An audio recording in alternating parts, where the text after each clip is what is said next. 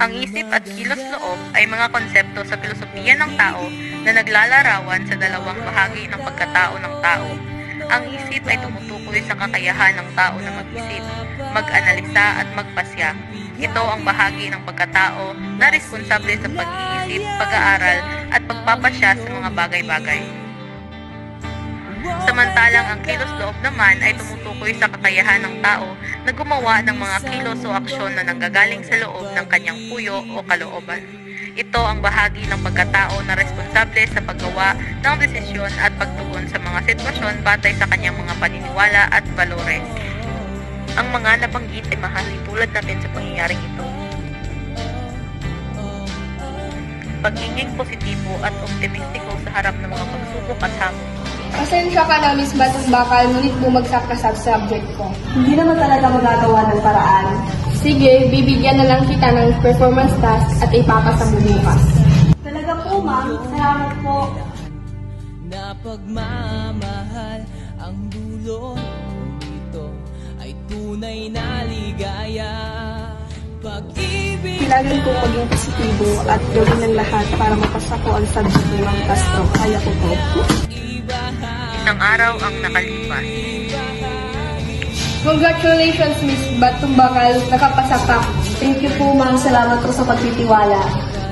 Pagtanggap sa pagkakamali at pag-aaral mula rito para sa pagpapaunlad sa sarili. Okay, class. Nagsimula na ang pagsusulit natin. Number 1. Ano ang isip at kilos-loob? masilayan lang. Uy, pagpili mo ko. Oh, nandito ako yun. Sir Igor at Mr. Tanol, bakit kayo nagpuputyahan? Pasensya po, ma'am. Sunod na makita ko kayong ganyan, ibabagsak ko kayo. Lumipas ang mga araw. Isang araw bago ang pagsusulit. Kailangan pong mag-aral para may maisagot ako bukas. Hindi pwede mangopya kasi bawal yun. Kinabukasan.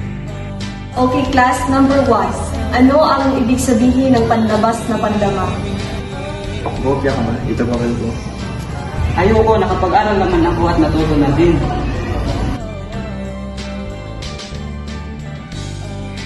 Pagtulong sa kaklase. Mahirap mo mga assignment. Ang isang mundong puno ng pag-ibig. Saan banda ka ba nahihirapan? Ito, Ganito kasi yan. Pagsunod sa mga patakaran ng paaralan. Wala, bawal palang magtapon ng basura kapag panatilihin natin ang kalinisan ng paaralan.